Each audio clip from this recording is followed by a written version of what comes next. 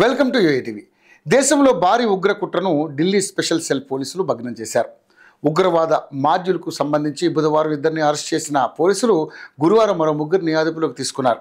ఈ ముష్కరులంతా కూడా ఉగ్రవాదానికి బాగా ఆకర్షితులయ్యారని, పాకిస్తాన్కు చెందిన హ్యాండ్లర్ల సమాచారంతో అక్కడ పనిచేస్తున్నారని ఢిల్లీ పోలీసులు తెలిపారు. ఇక పేలుడు పదార్థాలు తయారు చేసేందుకు వాడే వస్తువులను ఈ ముష్కరుల నుంచి స్వాధీనం చేసుకున్నట్లు వెల్లడించారు.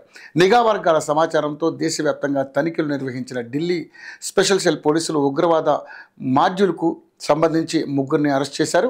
ముంబైలో ఉండే అఫ్తాబ్, సూఫియాన్లను ఢిల్లీలో అరెస్ట్ చేశారు. అదేవిధంగా అషర్ డానిష్ను జార్ఖండ్లో రాంచీలో అరెస్ట్ చేశారు. ఇక హుజైఫా యమన్ను తెలంగాణలో, అదేవిధంగా కమ్రాన్ ఖురేషిని మధ్యప్రదేశ్లో అరెస్ట్ చేశారు.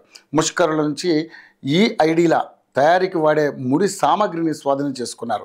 దేశీయంగా తయారు చేసిన పిస్టల్, లైవ్ మందుగుండు సామాగ్రితో సహా హైడ్రోక్లోరిక్ ఆమ్లం, నైట్రిక్ ఆమ్లం, సల్ఫర్ పౌడర్, వైర్లు, ఎలక్ట్రానిక్ సర్క్యూట్లు, ల్యాప్టాప్లు, మాస్కులు, ఫోన్లు, నగదు స్వాధీనం చేసుకున్నారు.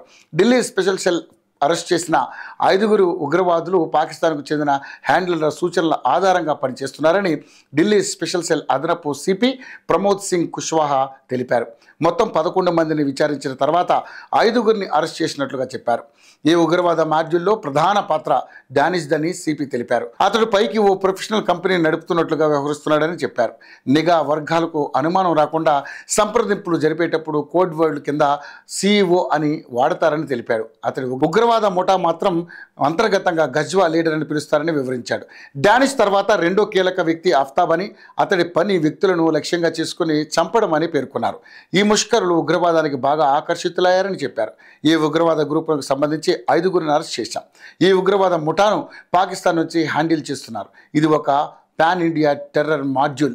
ఇందులో కీలక వ్యక్తి డానిష్. ఈ 5 వయస్సు 20 నుంచి 26 సంవత్సరాల మధ్య ఉంటుంది. ఇందులో డానిష్ అనే ఉగ్రవాది జార్ఖండ్లో ఉంటాడని కుష్వాహా తెలిపారు.